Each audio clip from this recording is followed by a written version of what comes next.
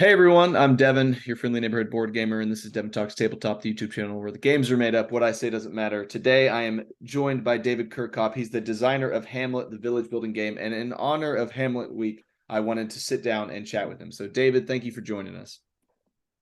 Thank you for having me. Yeah. So just this week, the upcoming expansion Hamlet by the Lake was announced, and in honor of that exciting bit of news and then the revelry surrounding Hamlet Week from Mighty Boards, I wanted to chat with you about your personal history of design as well as Hamlet and its new expansion. So just to start us off, you worked at CD Projekt Red for some time before transitioning to the board game industry and then co-founding Mighty Boards. And I was curious, are there lessons that you learned designing video games that you feel translate well to designing board games? Okay. Yeah, interesting question. I think actually that the core things that make a good um, board game designer are very similar to the core things that make a good video game designer. The design principles, the things you think about, the way you do your job are very much the same.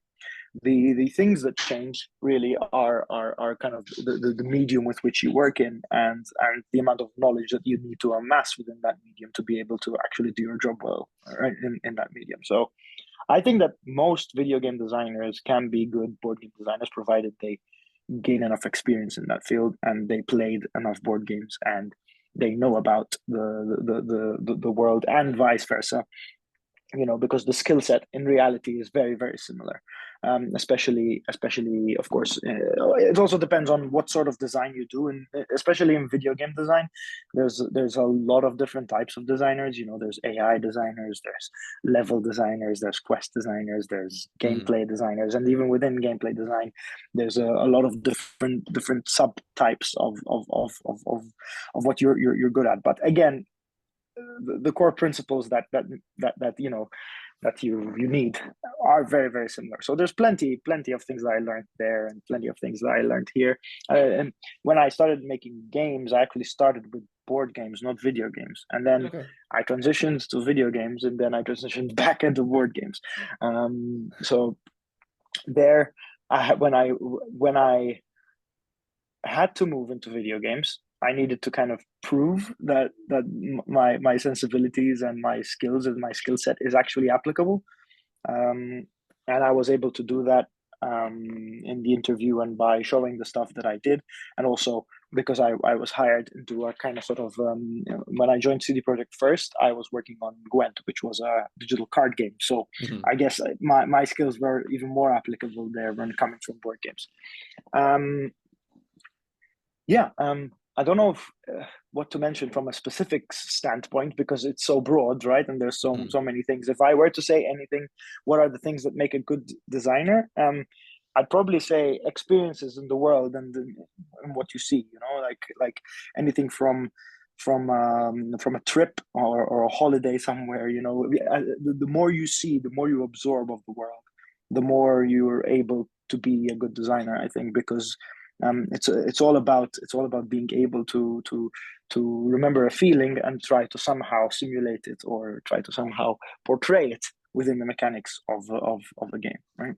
Yeah, and I think that leads really well into the next question that I had. So your previous design credits, they include And Then We Held Hands, The Pursuit of Happiness, Petrichor, and the first two of those, they distill very like abstracted concepts into a tabletop experience, and then Petrichor centers on like a very incredibly nuanced part of natural science. And so I'm kind of wondering, how do you determine the theme for the games that you design, and then subsequently, where did the idea for Hamlet originate? It's not always the same for me. I don't always start from one place or another. Usually, what I start from is either a thematic inspiration or mechanical inspiration, but they always need to be kind of linked together in some sort of way.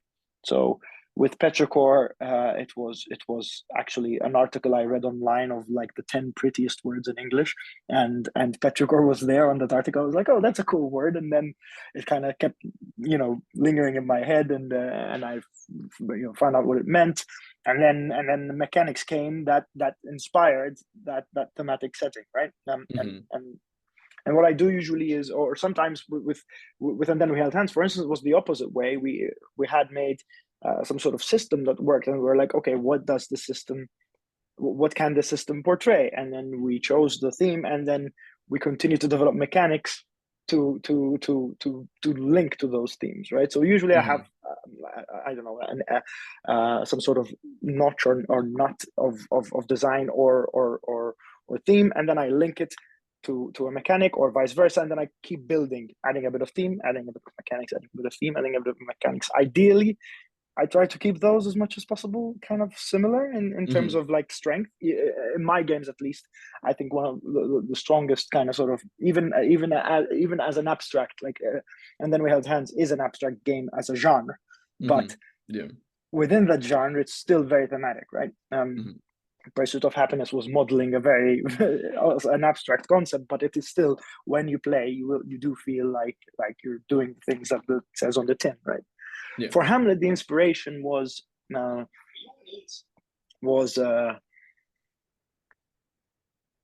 video games in general, like but video games specifically, like real-time strategy games from like the 90s and the early 2000s, where you had that feeling of villagers kind of walking around in a village carrying stuff, moving from place to place. These were my formative years when it came to games, not just board games but games in general. And that is a feeling that I remember quite very dearly, and it is a feeling that that many village building games that I've played were not able to give me, right? So I wanted to make the village building game that gives me the thing I like the most about village building, and that's the kind of sort of shapes that form on their own, the village forming because of different landscape elements that are there, and you know, not in a planned grid or not in a hexagonal grid, but more of an organic thing that forms on its own, and it forms as sort of a collaboration between the players' needs and the needs of the landscape and what our desires and wants. I want to place this building far away from you because I don't want you to be able to use it, or I know that you don't have the capability to transport as far as I do, so I'm going to put this one far away, so at least for a few turns I'm the only one able to use it. You know, these feelings of distance, sense of place, those were the things that I wanted to bring to life, and that's where Hamlet came to be, and that's all the things, you know. Hamlet went through a lot of different, not even iterations, a lot of different versions of games before I settled on the one that we eventually published, and all of these were attempts at trying to get this feeling as much as possible, and of course this one was the most successful. That's why it's the one that's coming out. And I like that you mentioned the idea of the village building games that you previously had played not evoking what you wanted it to, and then getting Hamlet to accomplish that as best as it can. And so in the idea of how the player responds to the game, the following is a description from the print and play solo game that you co-designed, The Mountain. And it says, "The mountain explores a pensive man's descent from a mountain. From the moment he reaches the peak, you navigate the mountain while exploring the man's thoughts as he contemplates about the unknown abyss that lies exactly after his life's biggest accomplishment." And so that's a description of the game. And what I was wondering is, what questions or ideas do you want players to wrestle with or explore when they're playing one of your games? Wow, that is one heck of a question.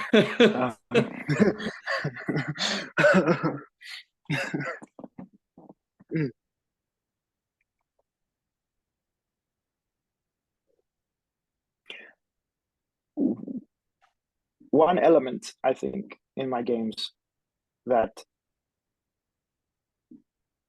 I feel like the games that I make tend to demand something out of players, and the reason for that is, and I don't mean demand something as in like complicated rules or anything, but it demands a certain type of engagement, right? A certain type of interactivity. The reason for that is that I believe that the box that you receive when you get a board game is not complete. The game is not complete. It's just basically a set of props for you to plug in the rest of the game, which is the players. And you know, I think this varies designer by designer, but for some people, you know, the players form maybe 20% of the game. For some others, 10%. For me, it's a little bit higher. Like when I think about games, I think of them as being like, 50%, even 40% the players. And that means that every time that we play, the players are going to be putting themselves into their shoes into this game, and they're going to change what the game is based on what the players are, right? And all of my games in some sort of way do this.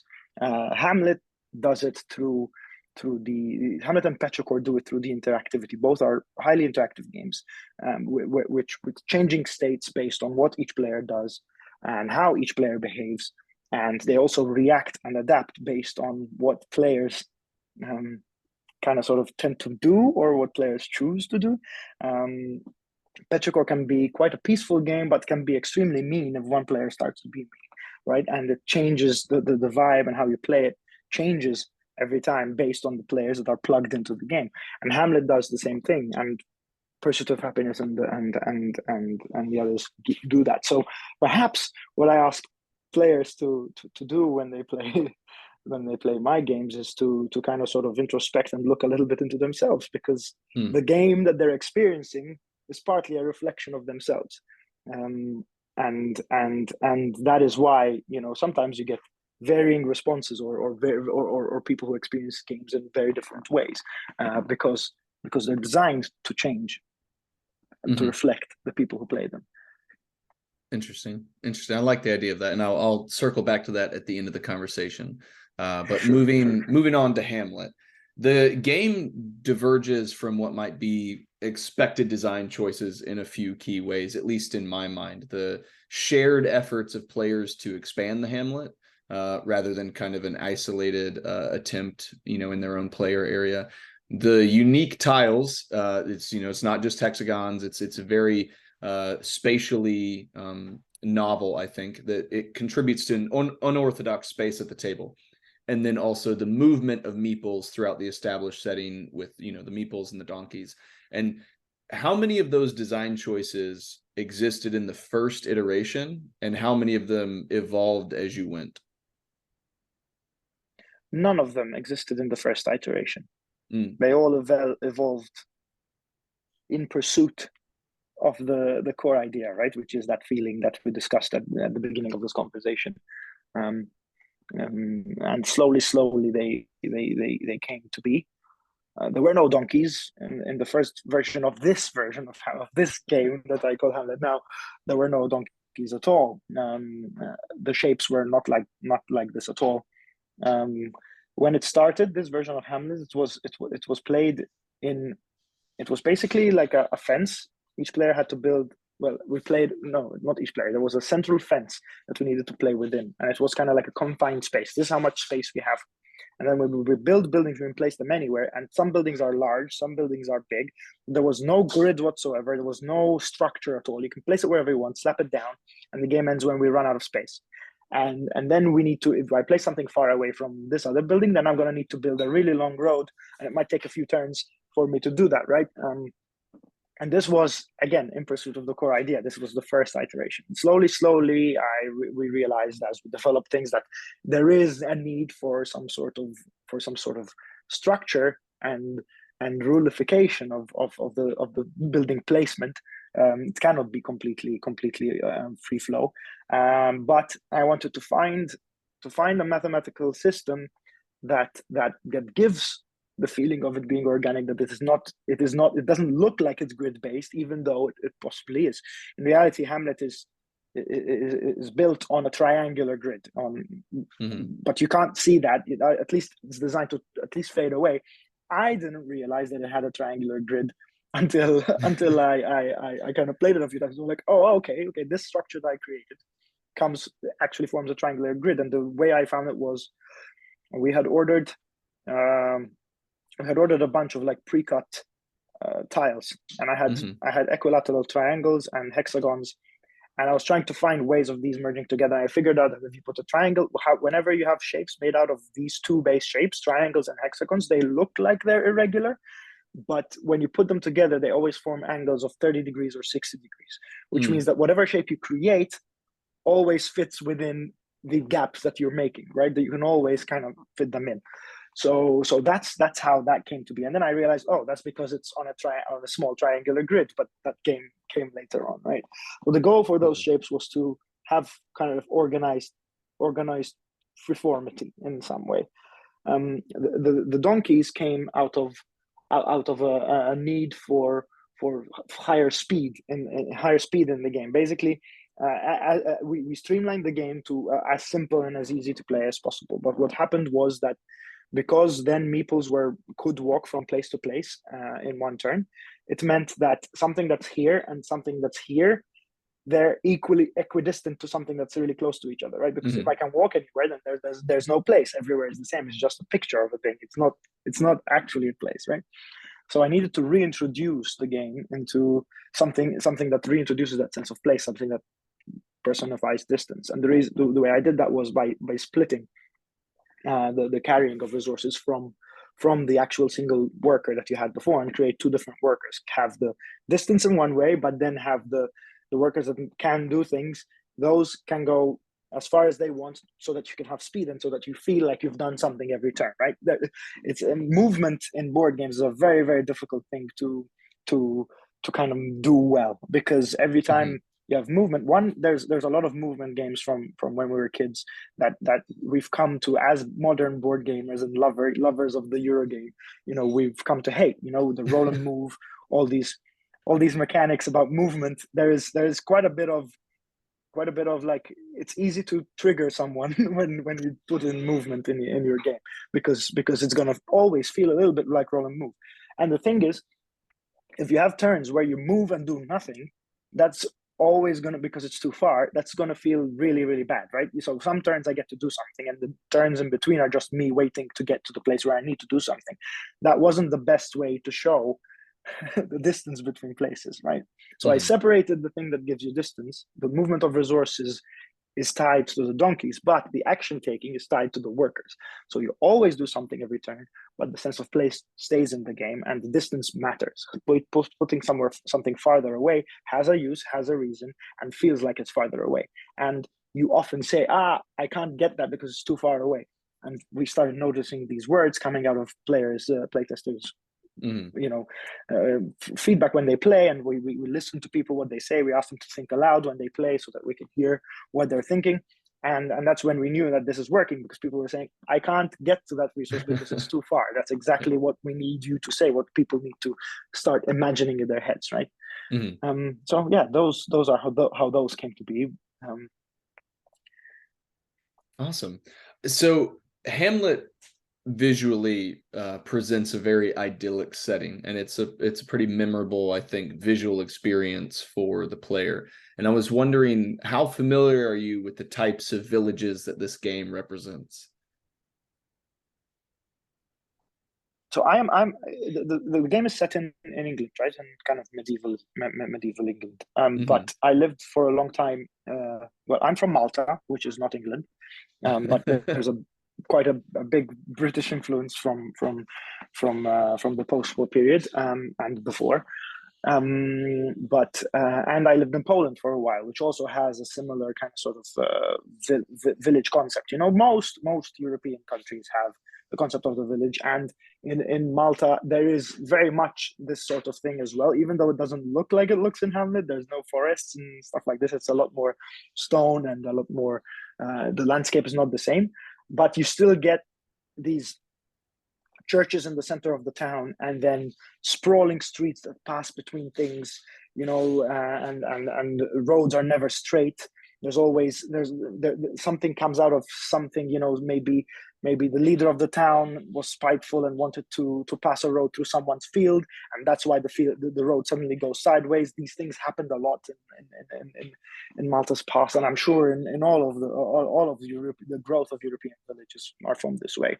So where I grew up is definitely, maybe not in a sort of cottage green kind of way, but at least the concept of a village with a central square, and then things sprawling around, and people building things where they need them to be, close to the things they need them to be. Those things I'm very, very familiar with, and the villages I grew up in, and the villages my parents grew up in, and I, by proxy, grew up in by visiting my grandparents. I think the entire with the exception of one city in Malta, the capital, which was a planned city, the rest of the entire country is villages that have formed through chance and through choices like these, right? So yeah, this is basically 99% of what I know, right? And many games I've played, they all work with sort of more kind of not in this way at all. They don't tend to try to replicate this feeling. It maybe this game was more the village builder for me, right? Because this is what I know of what villages are and what building a village is like. Right? Yeah, and while we're on the topic of spatial considerations, the environmental factors for why people live where they do, Hamlet by the Lake was just announced, so that's the expansion for the core game. And once again, setting is paramount, this time with Life by the Lake being the predominant focus. And so similar to previous game designs of yours, it feels like there's some level of social or narrative thread that's kind of woven into the background of the game experience. And so with Life by the Lake, I was wondering, what new dynamic were you wanting to examine with this expansion? So in terms of the feelings I wanted to kind of sort of bring out a little bit more is a little bit more of the relaxation that comes from being next to by the lake. That's why you have the sunset view in the box art, and that's why you have the boats and the fishing, and so there's the game introduces also a visual completion. Like this expansion kind of with Hamlet, because of the weird shaped tiles, you get gaps in between things, and you form like holes in the landscape, right? In the expansion, these holes are filled with lakes, and that's what becomes the lake in the village.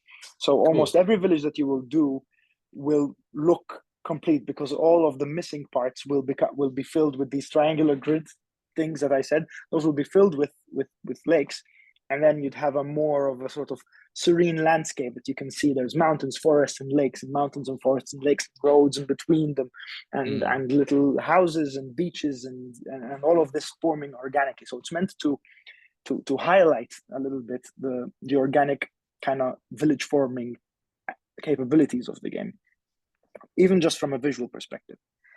From a mechanical perspective, I wanted to bring out a little bit more control, because the beauty of the lakes is that the player who completes a lake can, if they want, place a boat of their color in that lake, and that means that they have basically a swimming donkey.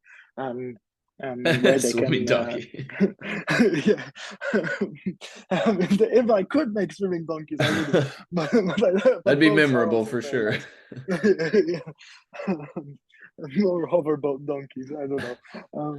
But yes, what that means is that you are kind of the owner of the lake, and that means that you can cross that lake, and that means that you can create parts of the village that are only accessible to you, right? And this creates an interesting dynamic, because the game is very much focused, and maybe I didn't talk about too much about that in the previous question, very much focused about the shared environment and the shared resources, where this introduces an element where if you play strategically and if you play well and if you build the village in a specific way, then you can have a part of the village that it's going to take a long time for other people to access, and you can put the stuff that you want to have access to behind that lake wall, kind of.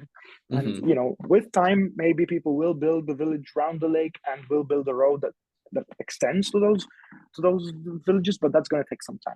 So this rather simple change with a small amount of rules creates quite a few new dynamics in the way that you would play the game and the way you would interact with the core system, right? Okay. So those are the two things. In answering that question, you answered my next one about the variability and the nuances that are introduced. No, no apologies necessary. You're instinctually going where I was going anyway. So I guess in terms of a subjective look at the new expansion, what I'm wondering is, what's your favorite part of Hamlet by the Lake? I think there's three core things that form Hamlet by the Lake, or at least that are really important about Hamlet by the Lake. One of them is the lake formation, which is which heightens the visuals in many ways of the game, and the kind of feeling of completion of a village. that the game has. Second one is the boats, which increases the strategy and increases control in the game, which, because of the shared environment, which was something that was very intentional, but because I wanted to create a sense of community. But that means that there are times where, you know, things that you don't want happen, and people do things that you don't want them to do. So this expansion introduces a new way for you to mitigate that if you'd like to. So that, I think, is really important for people who love Hamlet and play it a lot. They will find a lot of new nuance there. And the third thing is fishing. Fishing is just fun, because every lake tile that you place will start with a little fish on it, like a fish-shaped token on it. A small swimming donkey. A small swimming donkey, a floating donkey. I don't know. And you can go fishing, and you can send your worker. That's a new action you can do. You can go fishing, and when you go fishing, you remove the number of fish from the lake that you fished based on which coast you choose to fish from, and then you literally go fishing. You put your hand in a bag and you pull out some fish, and you see what you get, right? And there's 3 types of fish, and the fish change by season. At the beginning of the game, you choose which season you wanna play, and the fish that you have change by season. They're all the same, but the way you cook them changes by season, and then you can cook them into meals, right? And the meals you can choose changes by the season. The meals give you special abilities. So if you get a rare fish in a specific season, it might be salmon, it might be, you know, it might be tuna, it might be something else, and you can cook it into a meal, which gives you a very powerful one-time use ability, right? But the most common fish, those can always be sold for money, and the uncommon fish can either be sold for money or can be used for a powerful ability. Not as powerful as the rare ones, but you can cook them into meals. So there's that an element, a little bit of randomness, which the game didn't have a lot of, and there's a little bit of variability in choice, because you can choose which season you want to play, and those are 4 very different feeling games, right? And then there's even more variability, not just where the tiles come out, but also which fish you get, how you're going to use them, how you're going to, you know, how you're going to change your strategy based on whether you're going to fish a lot or you're going to focus on production, or, you know, there's another chain of economy within the game. Okay, awesome. It's also fun to fish from a bag. I love fishing from a bag. So I don't mean to jump the gun here, since Hamlet by the Lake was just announced, but my final question is, if you could already choose the next setting for another Hamlet expansion, just based off of kind of the environmental factors that would come into play, spatially, what contributes to the, you know, the growth of a community, and like mechanically what might intrigue you, where would you take Hamlet next if you could pick another setting? Interesting question. I wonder. I think the thing I would explore next would be seasons in a deeper way.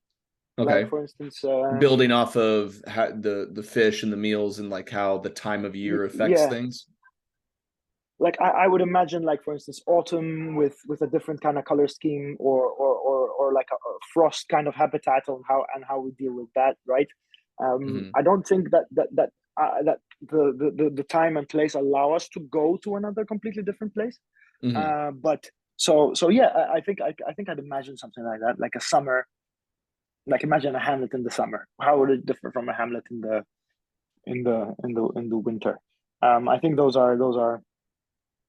that is what I have been thinking a little bit of, as an additional expansion. And this one, the seasons, I mean, it's more like, you know, seasons for fish. You know, there's different seasonal fish, not necessarily based on the seasons that we have in nature, but more about like, oh, it's tuna season, now it's tilapia season. I don't know. I'm not a fisherman, but you know, there is that kind of that thing, you know. So, and then I take it to that. I don't know how I do it yet. I haven't started thinking about it. I'm still focused on the lake right now.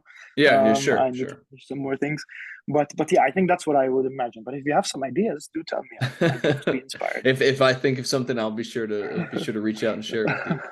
But yeah, so for everyone that was watching, you know, this is Hamlet, the village building game, and then the new expansion, Hamlet by the Lake. Appreciate David for taking the time to chat with me, and thank you for you know, listening to my my questions and giving me your thoughts. It's always interesting to me to kind of peel back a little bit of the design and the theory and the choices that people make when creating these games. So thank you so much for your time, David. Thank you for having me. It's All great. right. Yeah, Thanks and for thank you to the everyone tough for watching. questions. Happy to do it. Happy to do it. In terms of questions, if any of you viewers have questions that you've thought of throughout the video, share them below and I'll be sure to engage with them. So appreciate everyone for being here, and I will see you guys in the next one.